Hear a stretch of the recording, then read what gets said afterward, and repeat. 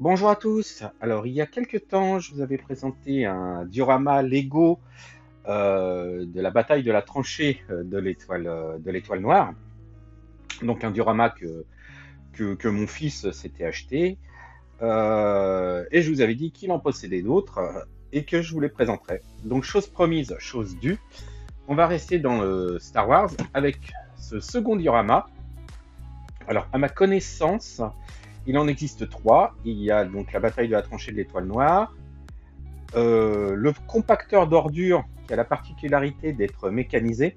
Il me semble qu'on peut tourner une petite manivelle et les parois se resserrent comme le film. Et le dernier diorama sorti dans cette gamme-là, c'est donc ce diorama, donc Dagobah Jedi Training, qui, comme son nom l'indique, reprend la scène de l'entraînement de Luke Skywalker sur la planète Dagobah avec Maître Yoda. Scène tirée de l'épisode 5, Star Wars Empire Strikes Back, donc l'Empire contre-attaque en français. Alors, comme vous pouvez le voir par rapport à ma main, ce kit est quand même contenu dans une belle boîte. Donc, c'est le kit. Alors, pour ceux qui sont férus de Lego, ce qui n'est pas du tout mon cas, c'est le kit donc numéro 75 330. Il comporte 1000 pièces. Il est sorti donc l'année dernière en 2022, dans la foulée de l'autre diorama que je vous ai présenté. C'est également mon fils qui se l'est offert. Alors, je vous le dis tout de suite, il s'est pas pris le compacteur d'ordures parce qu'il l'aime pas trop. Donc, c'est pas sûr que je puisse vous le présenter, mais en tout cas, il s'est donc offert il y a quelques temps ce diorama, pour pas vous mentir, dans la foulée de l'autre, mais j'ai pas eu la possibilité de vous le présenter auparavant. Donc voilà, encore une fois, je ne suis pas un spécialiste Lego, donc les informations que je vais vous donner par rapport à ce kit, d'un point de vue purement Lego, vont être très succinctes. Moi, je vais vous donner mon ressenti par rapport au diorama, le côté maquette, ce que ça rend, si je trouve ça bien ou pas, et également fan de Star Wars. N'est pas du tout l'historique du kit en tant que Lego. Je sais qu'il existait un autre set Lego de gamme inférieure, je pense, qui s'appelait, je crois, la hutte de Yoda. Je vous mets une photo, donc qui était antérieure à ce kit, mais qui était beaucoup moins précis dans un packaging plus Star Wars jouet. Donc je pense qu'il n'était pas du tout dédié au même public ni aux mêmes exigences.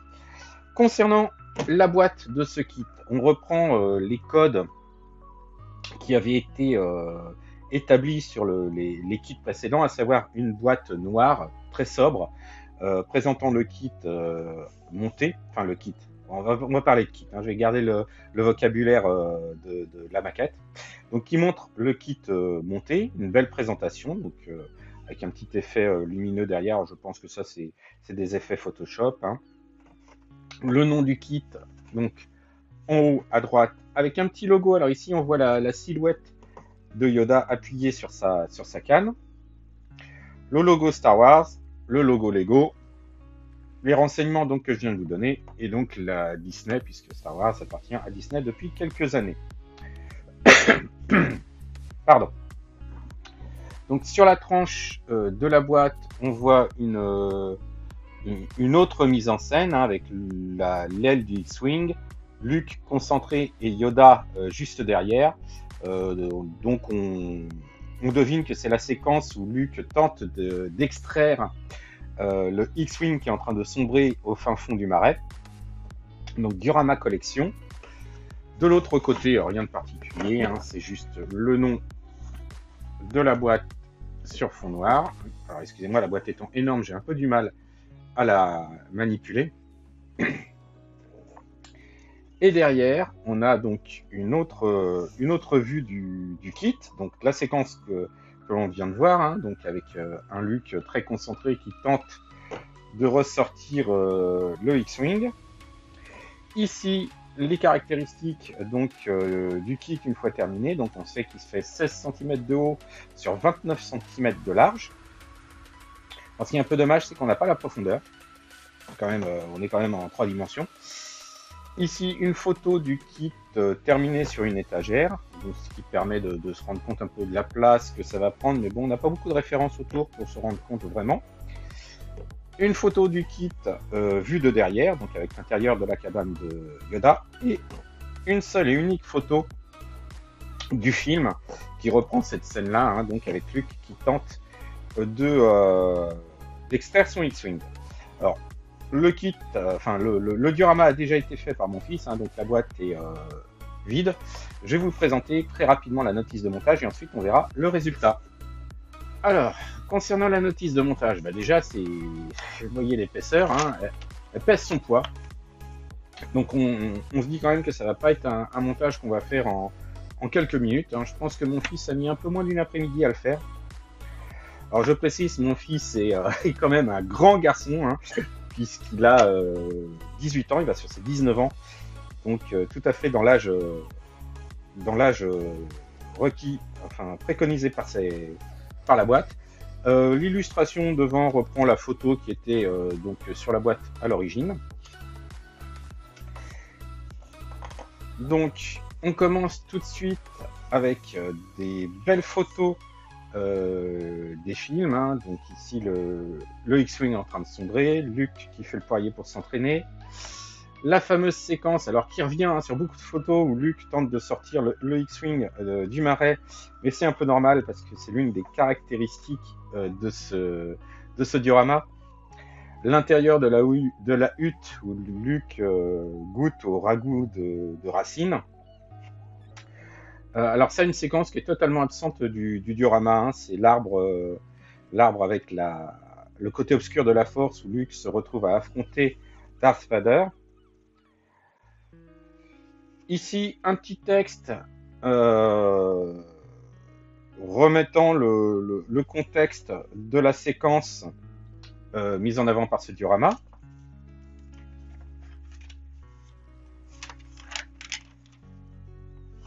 Encore des photos extraites de l'Empire contre-attaque.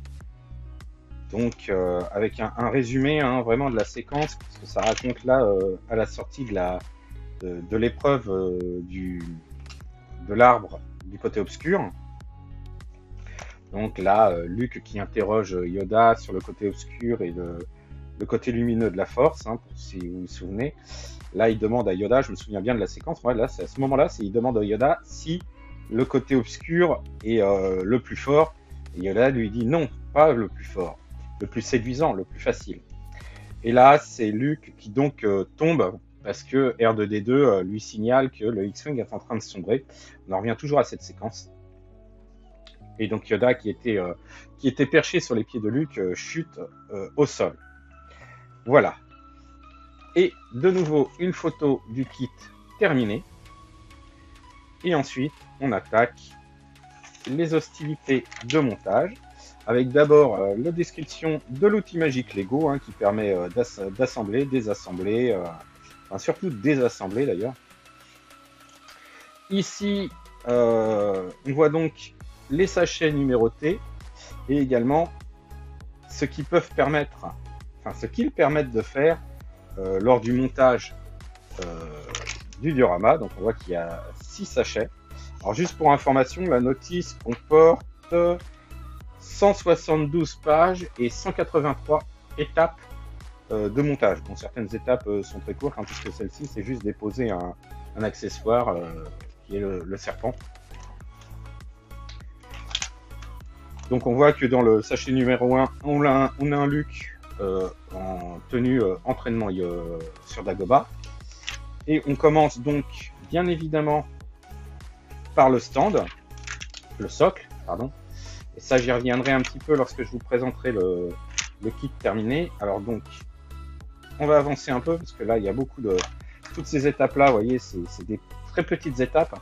Mais ce que je vais vous montrer par ce biais là, voilà, là le socle est terminé. Et on commence ici à remplir ce qui va constituer donc le marais, et on n'est qu'à l'étape 20. Ce Ce que je veux vous montrer rapidement, je vais sauter plusieurs pages. Donc là, on est à l'étape 28. On a un fond avec quelques couleurs. Je saute encore quelques étapes. Hop. On commence là donc à avoir le fond du marécage, les bases de l'arbre. Et là où je veux en venir, là, on continue, on a toujours le fond du marécage, la zone où il y aura le X-Wing, ici. Bon, je saute les pages hein, exprès.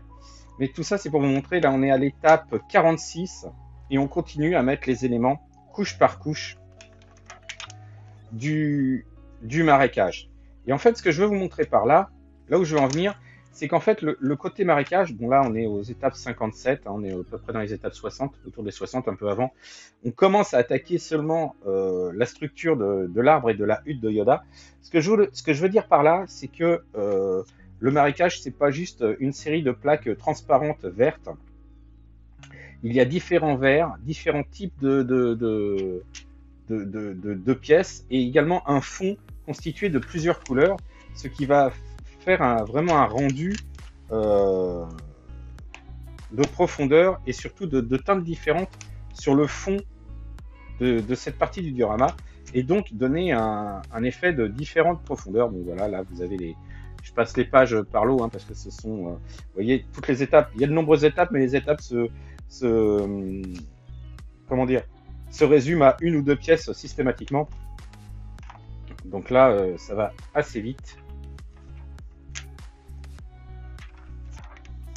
Et ce que je voulais vraiment montrer à travers les premières pages de la notice, c'est vraiment moi ce qui m'impressionne, c'est vraiment le détaillage et le souci qui a été apporté pour donner cet effet de différentes profondeurs et de différents rendus de transparence pour le fond marécageux.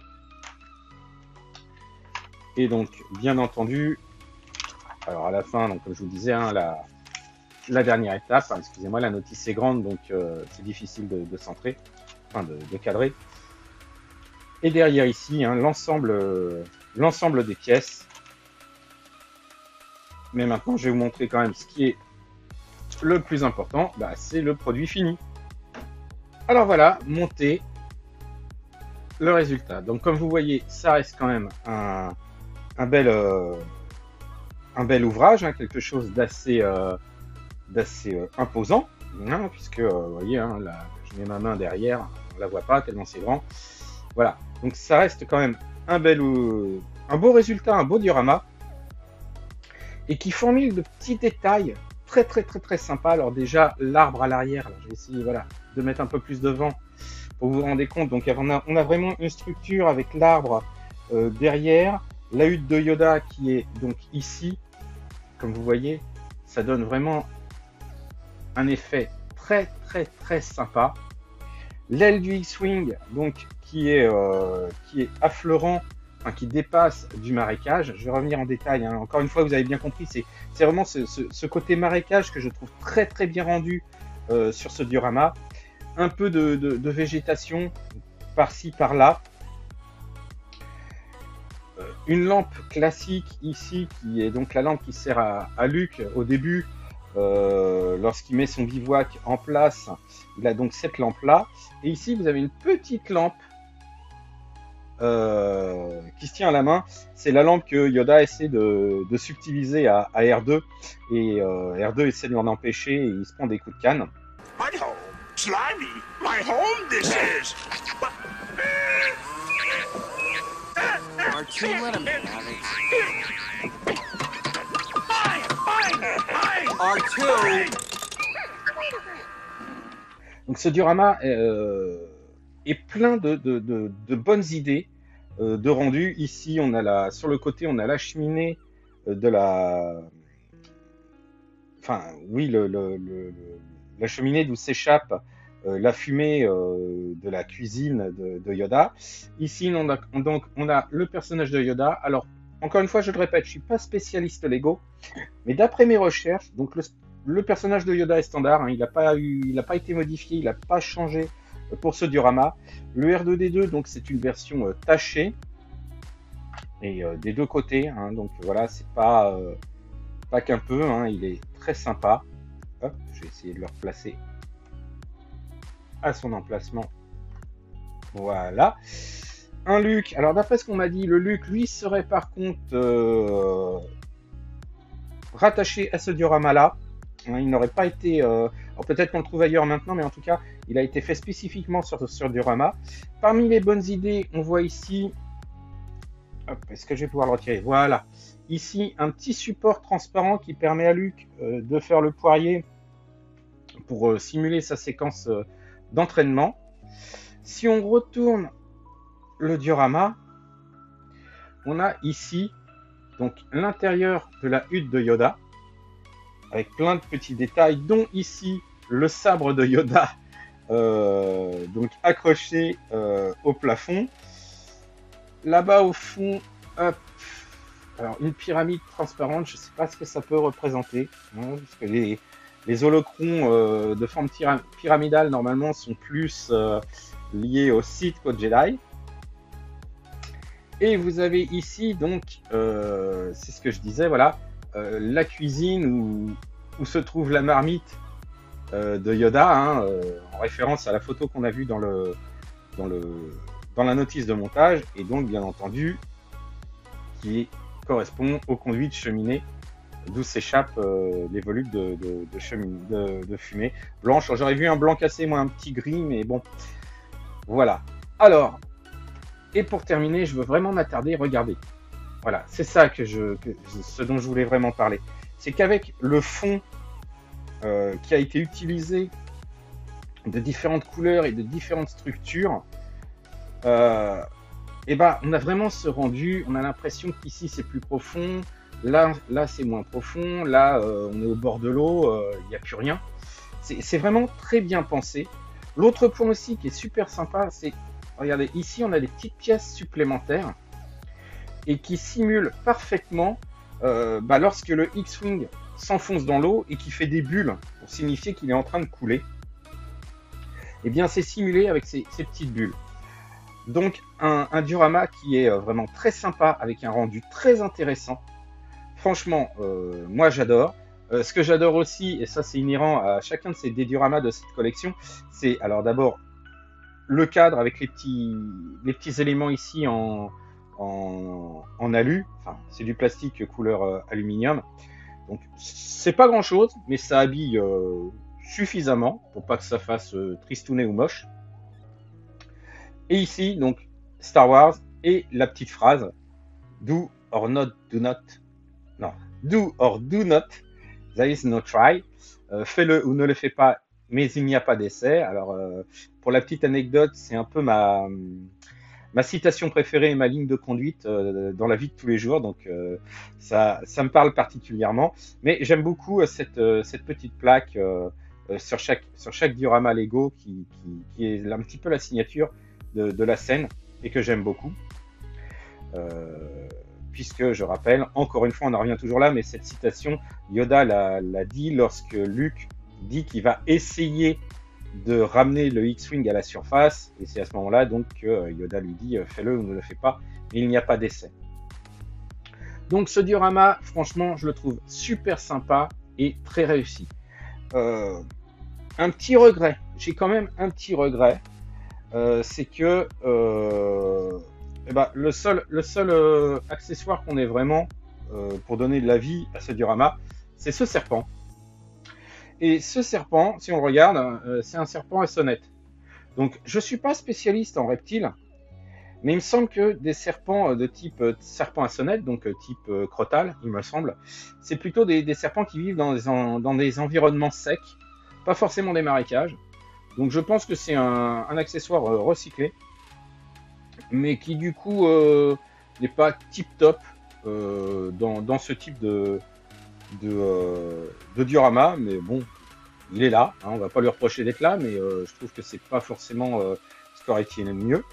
L'autre point, c'est que ce que l'on voit souvent dans l'environnement de Dagobah, ce sont des chauves-souris ou des animaux aux ailes membraneuses. On aurait peut-être pu en mettre une de temps en temps accrochée dans l'arbre là. Ça aurait été sympa, un petit plus. Et après, ce qui aurait été sympa peut-être, mais là, je pense que c'était compliqué par rapport à la taille du diorama, il aurait peut-être fallu rajouter ça, mais mettre le dos de l'espèce de créature qui vit dans le marécage et qui a tenté d'avaler R2D2 avant de le projeter parce qu'il était indigeste à l'extérieur du marécage. Voilà. Donc, c'est mes petits regrets. Alors, c'est des petits détails, mais bon, je suis fan de Star Wars, et je trouve ce diorama super bien fait. Le diorama sur l'étoile de la mort, je vous avais parlé qu'il était très fidèle et reprenait des éléments qui étaient vus dans les films et vus dans la maquette. Et là, je trouve dommage, honnêtement dommage, sans être pénalisant. Attention, hein, encore une fois, je reste admiratif du travail fait par Lego pour rendre justice à cette scène et puis là, ce magnifique rendu. Mais voilà, le Crotal serpent à sonnette dans le marécage de Dagobah, moi, honnêtement, un petit peu de mal. Et une ou deux chauves-souris, ça aurait été bienvenu. Et puis bon, vraiment, la cerise sur le gâteau, ça aurait été donc cette créature des marécages. Mais je vous dis là, par contre, ça aurait été difficile à placer dans l'espace que l'on a là. Donc c'est vraiment pardonnable. J'ai fait le tour de ce kit, hein. J'ai pas grand chose à dire de plus, mis à part encore une fois mon admiration devant le travail de Lego pour avoir ce rendu. Bon là évidemment on n'est plus dans la gamme Lego jouets pour enfants, hein. On est vraiment pour le collectionneur, le geek ou le fan de Star Wars. Là vraiment on voit large, hein, puisque c'est un produit de qualité avec un très beau rendu, donc je pense que les passionnés de Lego y retrouveront leur compte. Les passionnés de Star Wars y trouveront leur compte aussi, donc il n'y a pas de souci de ce côté-là. Le seul frein, ça peut rester le prix. Je ne sais plus à combien mon fils l'avait trouvé, mais ça reste quand même un produit qui est cher, hein. Je rajouterai le prix sur lequel, alors déjà, est-ce qu'on peut encore le trouver? Je crois qu'on peut le trouver, mais comme tous les kits Lego, au bout d'un moment, ça devient difficile. Surtout les kits de cette catégorie, et surtout ça atteint des prix pas possibles, hein. Je crois qu'il devait être autour de 60 €, je pense, hein. Là je m'avance un peu mais je vérifierai, et aujourd'hui on peut le trouver jusqu'à 150, jusqu'à 200 €, hein, suivant certaines boutiques. Alors attention, on trouve tout et n'importe quoi sur le net, ne l'oubliez pas. Lorsque vous cherchez un produit quel qu'il soit, ne foncez pas tête baissée sur le premier produit que vous trouvez. Pensez bien à comparer, parce qu'il y a vraiment des gens qui ont peu de scrupules et qui n'hésitent pas à vendre des produits à des prix déraisonnables, en jouant sur le fait que c'est difficile à trouver. Voilà, c'est à peu près tout ce que je voulais dire. Alors je remarque juste quelque chose, c'est que... Ah non, je m'étais trompé. Hop. Donc voilà, cette fois-ci, j'en ai vraiment terminé avec ce kit. Il me reste encore un diorama à vous présenter Lego, mais qui n'est pas du tout sous licence Star Wars. C'est une autre licence, mais je vous en dis pas plus. Je vous présenterai ça un petit peu plus tard. Pareil, ça appartient à mon fils, hein, ce n'est pas moi qui l'ai fait.